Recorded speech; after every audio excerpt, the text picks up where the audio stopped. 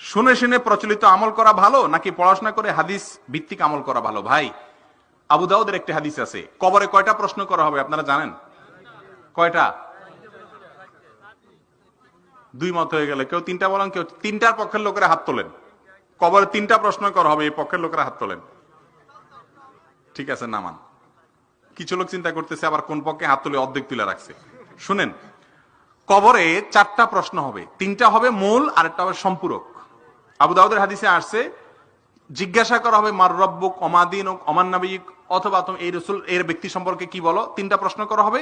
এরপরে প্রশ্নের উত্তর যারা দিতে পারবে তাদেরকে আবার আরেকটা প্রশ্ন করা হবে, মা আ'লামাকা আও মা আদরাকা, তুমি কোত্থেকে জানলা। এটা আবু দাউদে আসছে এবং হাদিসের সনদ সহিহ। এর উত্তরে কিছু লোক বলবে, সামিআতুন নাসা ইয়াকুল, আমি শুনছি সবাই বলে, আমিও বলছি।